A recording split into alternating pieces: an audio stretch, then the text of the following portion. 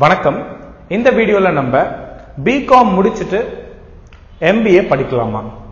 நீங்க ஆல்ரெடி படிச்சிட்டு இருக்கிற காலேஜஸ்ல நல்ல பிளேஸ்மெண்ட் இருந்ததுன்னா நீங்க அந்த வேலைக்கு போயிட்டு அதுக்கப்புறம் நீங்க ஒரு 2 years கழிச்சு கூட MBA பண்ணலாம் அப்படின்றது என்னுடைய ஜெனரல் சஜஷன். ஆனா 99% ஆஃப் த பிகாம் காலேஜஸ்ல பெரிய அளவுக்கு பிளேஸ்மெண்ட் கிடையாது. பசங்க இப்போ எஸ்பெஷலி 3rd year படிக்கிற மாணவர்கள் ஒரு கன்ஃபியூஷன் ஸ்டேட்ல இருப்பாங்க. நம்ம அடுத்து MBA பண்ணலாமா, இல்லைன்னா can we go for job, இல்லை கவர்மெண்ட் எக்ஸாம்ஸ் ஏதாவது ப்ரிப்பேர் பண்ணலாமா? 2nd year பசங்களுக்கு பயம் இன்னும் கொஞ்ச நாள்ல ஆரம்பிக்கும், இல்லை கன்ஃபியூஷன். ஸோ இது எல்லாத்தையுமே ஃபோக்கஸ் பண்ணி இந்த வீடியோவில் நான் உங்களுக்கு பேசுகிறேன். இந்த வீடியோவில் நான் முக்கியமாக 5 விஷயங்கள் சொல்கிறேன். இந்த 5 விஷயங்களை நீங்கள் பரிசீலனை பண்ணி ஒரு முறை இதை நீங்கள் உங்களை வச்சு திங்க் பண்ணிருங்கன்னா உங்களுக்கு ஓரளவுக்கு ஆன்சர் கிடைச்சிரும் என்ன பண்ணலாம்னு. இதில் முதல் விஷயம் நீங்க இருக்கிற காலேஜஸ்ல பிளேஸ்மெண்ட்ஸ் பெருசா கிடையாது. MBA பண்ணலாம்னு முடிவெடுக்கிறீங்கன்னா என்ட்ரன்ஸ் எக்ஸாம் இல்லாம MBA தயவு செய்து சேராதீங்க. என்ட்ரன்ஸ் எக்ஸாம்னு நான் சொல்றது கேட், ஜாட், மேட் இல்ல GMAT, அப்படி இல்லைன்னா தமிழ்நாடு கவர்மெண்ட் ஆஃபர் பண்ணக்கூடிய டான்செட் எக்ஸாம். ஸோ இந்த 5 எக்ஸாம் நான் உங்க முன்னாடி வைக்கிறேன். இந்த எக்ஸாம்ல நீங்க ஏதாவது ஒரு எக்ஸாம்ல ஒரு ரீசனபிள் பர்சன்டைல் எடுத்துட்டு ஒரு நல்ல B ஸ்கூலுக்கு என்ட்ரன்ஸ் எக்ஸாம் வச்சு போனீங்கன்னா நல்லா இருக்கும். இது ஃபர்ஸ்ட் பாயிண்ட். இப்போ நீங்க 3rd year படிக்கிறீங்க. இப்போ என்ன சார் ஜனவரி ஆயிடுச்சு, இதுக்கப்புறம் நான் எப்படி எக்ஸாம்ஸ் எழுதுறது? இன்னும் உங்களுக்கு டான்செட் எக்ஸாம் பாக்கி இருக்கு, மேட் எக்ஸாம் பாக்கி இருக்கு, GMATம் பாக்கி இருக்கு. ஸோ இந்த எக்ஸாம்ஸை நீங்க பரிசீலனை பண்ணலாம். சப்போஸ் நீங்க 2nd year படிக்கிற மாணவராக இருந்தீங்கன்னா இங்க சொன்ன எல்லா எக்ஸாம்ஸ்க்குமே உங்களுக்கு டைம் இருக்கு. கொஞ்சம் சின்சியரா ஒரு 3 to 6 months படிச்சீங்கன்னா நல்ல பர்சன்டைல் ஸ்கோர் எடுத்துட்டு 3rd year முடிச்சுட்டு நல்ல B ஸ்கூல்ல போகலாம். ஸோ இதை ஃபர்ஸ்ட் பாயிண்டா நான் சஜஸ்ட் பண்றேன். நீங்க MBA பண்ணணும்னு நினைச்சீங்கன்னா என்ட்ரன்ஸ் எக்ஸாம் எழுதிட்டு தான் போகணும். ஓகே. செகண்ட் பாயிண்ட் பாத்தீங்கன்னா எந்த காலேஜ் சார் போறது? எப்பயுமே NIRF ரேங்கிங் உள்ள காலேஜஸ் தான் நீங்க போகணும். NIRF அப்படின்றது மினிஸ்ட்ரி ஆஃப் எஜுகேஷன், அதாவது கவர்மெண்ட் ஆஃப் இந்தியாவால் அங்கீகரிக்கப்பட்ட தலை சிறந்த 100 பிசினஸ் ஸ்கூல்ஸ். அதுக்கு மேல கூட உங்களுக்கு டேட்டா கிடைக்கும். நீங்க ஒரு மினிமம் அந்த 100 ஸ்கூல்ஸ் இருக்குங்களே அதுல டார்கெட் பண்ணுங்க. இப்ப தமிழ்நாடுன்னு எடுத்துக்கிட்டீங்கன்னா தமிழ்நாட்டில் ஒரு 7ல இருந்து 8 B ஸ்கூல்ஸ் இருக்கும். நம்ம MBA தான் B ஸ்கூல்ஸ்னு சொல்றோம். ஸோ இந்த 7-8 B ஸ்கூல்ஸ் இருக்கும், அதை டார்கெட் பண்ணுங்க. இல்ல உங்களுக்கு இன்கேஸ் அதுல காம்படிஷன் அதிகமா இருக்குன்னு தெரிஞ்சதுன்னா நீங்க வேற எங்கேயா கூட படிங்க. பொறுத்த வரைக்கும் எஜுகேஷன் பொறுத்த வரைக்கும் நீங்க இந்தியா ஃபுல்லா ஒரு சின்ன எக்ஸ்ப்ளோரேஷன் பண்ணலாம். காசு நிறைய இருக்கு, என்னால அப்ராட் போய் கூட படிக்க முடியும், இல்ல சார் எனக்கு ஸ்காலர்ஷிப் அவைலபிலிட்டிக்கான பாசிபிலிட்டி இருக்கு, அப்படிலாம் இருந்தா கூட super, you can even go for abroad.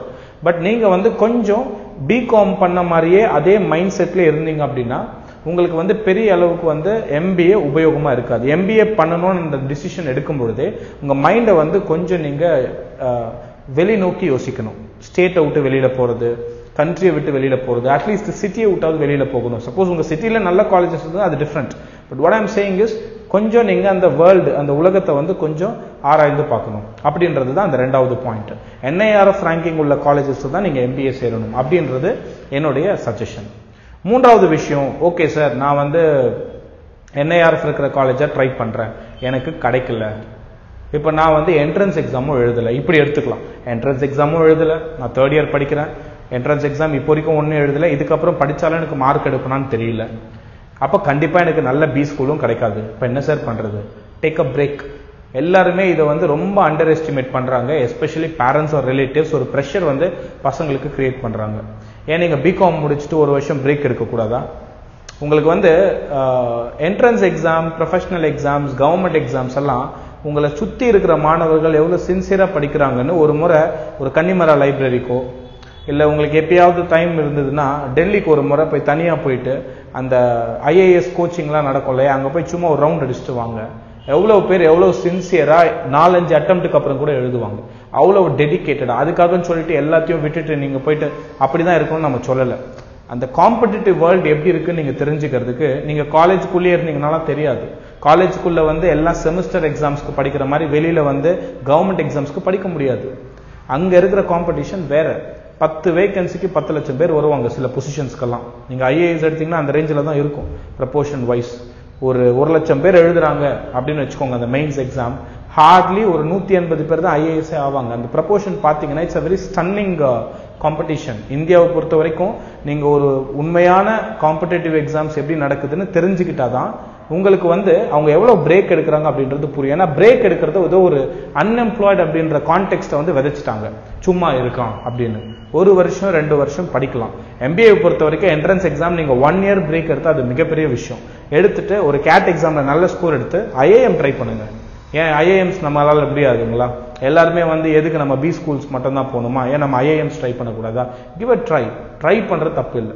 கிடைக்காம இருக்குது அப்படின்னா கூட அது வந்து உங்களோட தவிர நான் முழுசா எடுத்துக்க முடியாது. ஏன்னா காம்படிஷன் அந்த மாதிரி. ஆனா கண்டிப்பா நிறைய விஷயங்கள் கத்துப்பீங்க 1 வருஷம் பிரேக் எடுத்து நீங்க படிக்கிறது. ஸோ இந்த 3வது விஷயத்தை நான் சஜஸ்ட் பண்றேன். ஏன்னா நீங்க MBA பண்ணணும் அப்படின்னு சொல்லி என்னால சிம்பிளா சொல்ல முடியல. அதுல உள்ள விஷயங்களையும் நான் சேர்த்து தான் சொல்லணும். ஸோ MBA அப்படின்னா என்ட்ரன்ஸ் எக்ஸாம் எழுதிட்டு போங்க, இல்ல அப்படின்னா பிரேக் எடுங்க.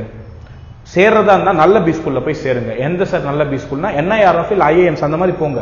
NIRF ரேங்கிங் உள்ள காலேஜஸா சூஸ் பண்ணி போங்க அப்படின்றது தான் பாயிண்ட். இப்போ 4வது விஷயம் பாத்தீங்கன்னா, இப்போ ஃபார் இன்ஸ்டன்ஸ் எனக்கு வந்து எல்லார் லைஃப்மே ஒண்ணு கிடையாது இல்லையா? நல்லா யோசிச்சு பாருங்க. No size fits all. அப்போ ஒரு கைடன்ஸ் வந்து நமக்கு எப்பயுமே தேவைப்படும்.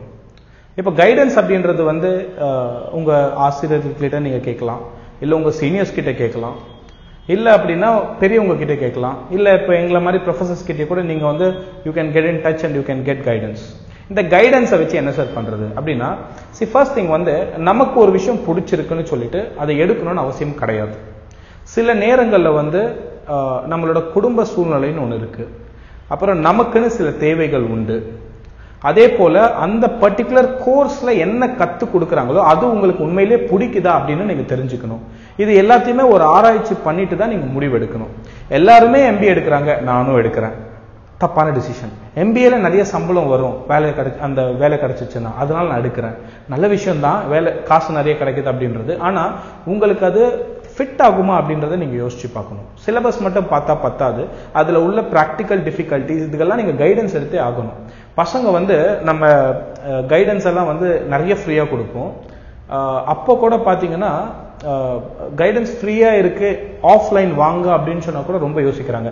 சார் ஆன்லைன்ல ஓகேவான்னு. இதெல்லாம் வந்து it's a very important time period where you need to spend some time for yourself. புரியுதுங்களா? ஸோ நீங்க என்ன பண்ணணும்னா, இப்போ இருக்கிற அந்த 3-4 மாசம் especially for the 3rd years ரொம்ப சின்சியரா இருக்கும். ஒரு நாளும் பாத்தீங்கன்னா you are actually moving towards your last date. Hardly ஒரு 80 days தான் இருக்கும் ஒர்க்கிங் டேஸ். ஸோ அதனால என்ன பண்ணணும்னா, நீங்க வந்து முடிஞ்ச அளவுக்கு கைடன்ஸ் வந்து கேட்டுக்கிட்டே இருக்கணும். எங்கெல்லாம் உங்களுக்கு வந்து ப்ராப்பர் கைடன்ஸ் கிடைக்கும்னு நினைக்கிறீங்களோ அங்கெல்லாம் போயிடணும். போயிட்டு ப்ராப்பரா ஒரு கைடன்ஸ் எடுத்து கரெக்டான டிசிஷனை 3rd இயர் முடிக்கிறதுக்குள்ள எடுத்துடணும். இதுதான் அந்த பாயிண்ட். இதுதான் 4வது விஷயமா நான் சொல்றேன். 5வது விஷயம் வந்து ஐ want to speak in detail about it. முதல்ல MBA என்னன்னு சொல்லிட்டு ஒரு சின்ன ஐடியா கொடுத்துட்றேன். ஏன்னா பிகாஸ் பிகாம் முடிச்சுட்டு நீங்க MBA வேற ஏதோ நினைச்சிட்டு இருப்பீங்க. நான் என்ன அப்படின்றது என்னுடைய லாங்குவேஜ்ல நான் முடிஞ்ச அளவுக்கு கிறிஸ்பா வந்து சொல்றேன். MBA அப்படின்றது வந்து ஒரு பிசினஸ் இருக்குங்க இல்லையா? பிசினஸ்ல ஏகப்பட்ட விஷயங்கள் இருக்கு. ஒரு ஃபைனான்ஸ் வந்து ஒரு பிசினஸ்ல எப்படி நடக்கணும், ஒரு மார்க்கெட்டிங் எப்படி நடக்கணும், ஈவன் இந்த வீடியோ எடுக்கிறதுக்கு முன்னாடி யூசர் இன்டர்ஃபேஸ் அப்படின்னு சொல்லிட்டு ஒரு பர்டிகுலர் டிவிஷன் இருக்கு.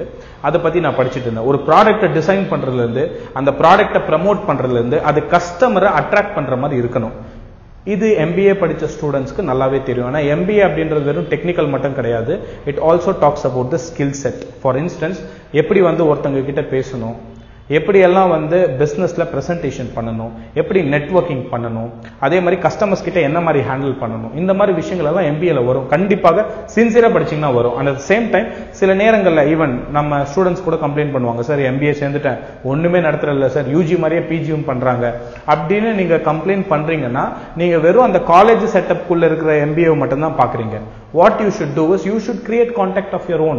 நீங்க போய் தனியா ஒரு இடத்துல போயிட்டு ஒரு பிசினஸ்ல எப்படி எல்லாம் நடக்குதுன்னு சொல்லிட்டு பார்க்கணும். ஒரு சூப்பர் மார்க்கெட் எப்படி ரன் ஆகுதுன்னு போய் பார்க்கணும். ஒரு மால் வந்து எப்படி ஃபங்க்ஷன் ஆகுதுன்னு பார்க்கணும். ஒரு பிசினஸ்ல இன்டர்ன்ஷிப் பண்ணணும். நீங்களே போய் தேடணும். போய் ஒரு இன்டர்ன்ஷிப்பா போய் ஏறி இறங்குங்க. யாருக்கிட்டையும் ஹெல்ப் எல்லாம் கேட்காதீங்க. போங்க, கிடைச்சதுன்னா பண்ணுங்க, கிடைக்கலன்னா பாடத்தை கத்துக்கிட்டு அடுத்த கடைக்கு போயிட்டே இருங்க, இல்ல அடுத்த ஷாப் இல்லைன்னா அடுத்த கம்பெனிஸ்க்கு போயிட்டே இருங்க. So this is how the system works and that is how the world also functions. எல்லாமே நம்ம நினைக்கிற மாதிரி ஸ்மூத்தா இருந்துராது. குழந்தைங்க அழுதா பொருள் கிடைச்சிரும், அதே மாதிரி நான் நினைச்சா அந்த விஷயம் கிடைச்சிரும், அப்படி நடக்காது. நம்ம வந்து முட்டி மோதி சில விஷயங்களுக்கு கஷ்டப்பட்டு தான் ஆகணும். அது வந்து நீங்க கண்டிப்பா the more and more you do some efforts you will learn about the real world. அந்த வேர்ல்டு வந்து ஒரு மாதிரி டிஃப்ரெண்ட்டாக இருக்கும். நம்ம படத்தில் பார்க்குற மாதிரியோ இல்லை நம்ம கற்பனை பண்ணுற மாதிரியோ வேர்ல்டு இருக்காது. சில நேரங்களில் நம்ம கனவு காணாத விஷயங்கள் எல்லாம் நடக்கும். இதெல்லாமே வந்து இட்ஸ் பேஸ்ட் ஆன் எக்ஸ்பீரியன்ஸ் தான். So the point I am trying to say is, இந்த மாதிரி விஷயங்கள்லாம் பிஸ்னஸில் நடக்கும். ஒரு ப்ரொடக்ஷனை வந்து ஆப்டிமலாக பண்ணணும், சேல்ஸை வந்து எஃபிஷியண்ட்டாக பண்ணணும், ஃபைனான்ஸ் வந்து ரொம்ப பார்த்து செலவு செய்யணும், இன்ட்ரெஸ்ட் ரேட் ஆப்ளிகேஷன் இருக்கும் பொழுது நம்ம ரிசர்வ்ஸ் நிறைய வச்சிருக்க கூடாது. MBA ஃபைனான்ஸில் இதெல்லாம் படிப்பீங்க. அதே மாதிரி MBA மார்க்கெட்டிங், MBA HR, இத்தனை ஸ்பெஷலைசேஷன்ஸ் இருக்கு. MBAல வந்து அரௌண்ட் 15 to 20 ஸ்பெஷலைசேஷன்ஸ் இருக்கு. நம்ம கூட ஒரு வீடியோ பண்ணியிருக்கோம். ஸோ இந்த ஸ்பெஷலைசேஷன்ஸ் எல்லாத்தையுமே நீங்க என்ன பண்ணணும்னா ஒரு வாட்டி ஆராய்ந்து எது உங்களுக்கு ஃபிட் ஆகும் அப்படின்றத பார்க்கணும். அதே மாதிரி MBA முடிச்ச உடனே நீங்க மேனேஜர்லாம் ஆக மாட்டீங்க. ஒரு மேனேஜருக்கு கீழே அசிஸ்டண்டாக இருக்கலாம். உங்களை மாதிரி அசிஸ்டன்ட் 10 பேரும் இருக்கலாம். உடனே நீங்க மேனேஜரோ இல்ல அந்த கம்பெனியோட போர்டில் போயிட்டு உட்காந்து முக்கியமான டிசிஷன்ஸ்லாம் சொல்ல முடியாது. நீங்க வந்து எவ்வளவுதான் நாலேஜ் வச்சிருந்தாலுமே இந்த நாலேஜ் எல்லாத்தையுமே இப்போ ப்ராக்டிக்கலா இதெல்லாம் பண்ணுங்க அதெல்லாம் பண்ணுங்கன்னு சொல்ற இடத்துல உட்கார போறது கிடையாது. Even if you going to get in the top companies, அந்த கம்பெனிலையும் நீங்க மேனேஜருக்கு கீழே தான் வந்து இருப்பீங்க. மறுபடியும் நீங்க மேனேஜர் ஆகிறதுக்கு it may take 5 to 7 years also, depends upon your calibre. So therefore MBA அப்படின்றது பிஸ்னஸை எப்படி ரன் பண்ணணும் அப்படின்றது தான். ஃபுல் அண்ட் ஃபுல் பிஸ்னஸ் தான். இப்போ நாளைக்கு இல்லை சார் எனக்கு பிஸ்னஸ்லாம் வந்து இன்ட்ரெஸ்ட் கிடையாது, அதாவது நான் வந்து சொந்தமாக ஒன்று பண்ண போகிறேன், அப்போ கூட உங்களுக்கு MBA ஹெல்ப் பண்ணும். ஏன்னா உங்கள் ஓன் என்டர்பிரைஸை நீங்கள் எப்படி ரன் பண்ணலாம், அதாவது I don't want to work in a company, I want to start something of my own அப்படின்னும் போது MBA ஹெல்ப் பண்ணும். MBA வந்து இட் ஒர்க்ஸ் லைக் தட். ஆனால் மேபி எப்படி அந்த பொருளை செய்யணும்னு உங்களுக்கு தெரியாது, ஆனால் அந்த பொருளை எப்படி விற்கலாம் அப்படின்றத நீங்கள் கற்றுப்பீங்க. புரியுதுங்களா? ஏன்னா பொருளை செய்யறது வந்து அது it's all about engineering, it's all about raw material conversion, இதெல்லாம் உங்களுக்கு தெரியாது. ஆனால் அது எப்படி எஃபிஷியண்டாக பண்றது, அது எப்படி போய் மக்கள் கிட்ட போய் சேர்க்கறது, அதுக்கப்புறம் அவங்களுக்கு ஒரு பிரச்சனைனா அதை எப்படி தீர்க்கிறது, customer support, customer services, all this is what you will learn in the MBA. So இதுதான் MBA. ஒரு பிஸ்னஸை வந்து போய் மக்கள் கிட்ட சேர்க்கணும், அதை வந்து ப்ராப்பரா சேர்க்கணும், அதை சரியா மேனேஜ் பண்ணணும். அதுல இருக்கிற ஆட்கள் எல்லாருக்குமே MBA தேவைப்படும். அதுதான் இந்த degree. It is all about like that. ஓகேங்களா? ஸோ நீங்க வந்து இப்போ BCom படிச்சுட்டு இருக்கீங்க, அடுத்து MBA பண்ணலாம்னு நினைக்கிறீங்க அப்படின்னா இந்த வீடியோவை நல்லா பார்த்து உங்களை நீங்களே கேள்வி கேட்டு பாருங்க. நீங்க வந்து என்ட்ரன்ஸ் எக்ஸாம் எழுதுறீங்களா, எழுதுறதுக்கு டைம் இருக்கா இப்போ, இல்லைன்னா பிரேக் எடுங்க, ஒன்றும் தப்பு கிடையாது. ஏதாவது வீட்டில் பிரச்சனை அப்படின்னா உங்க அப்பா அம்மா கிட்ட ஏதாவது ப்ராப்ளம் அப்படின்னா என் நம்பர் நான் கீழே கொடுக்குறேன், எனக்கு ஃபோன் பண்ணுங்க. I talk with your parents also. So it's not a big deal. புரியுதுங்களா? ஸோ ஆனால் but at the same time எடுக்கிற பிரேக்கு எப்படி எடுக்கிறீங்கன்றது ரொம்ப முக்கியம். And at the same time இருக்கிற டைம்ல அட்லீஸ்ட் ஒரு 2 என்ட்ரன்ஸ் எக்ஸாமாவது எழுதுங்க, இல்லைன்னா ரொம்ப கஷ்டப்படுவீங்க. நீங்க இந்த BCom முடிச்சுட்டு you will think about this. So therefore முன்னாடியே ஒரு ப்ரிகாஷனாக சொல்றேன், you think of writing at least 2 entrance exams. Already எழுதி கிடைக்கலன்னா இன்னும் கூட டைம் இருக்கு. டான்செட்ல நல்ல கொடுங்க, நல்ல மார்க் வந்ததுன்னா கவுன்சிலிங் மூலியமா கூட நல்ல B ஸ்கூல்ஸ் பாசிபிலிட்டி இருக்கு. ஸோ வீடியோ பிடிச்சிருக்கும்னு நினைக்கிறேன். பிடிச்சிருந்ததுன்னா இந்த வீடியோ BCom மாணவர்களுக்கு ஷேர் பண்ணுங்க. தேங்க்யூ.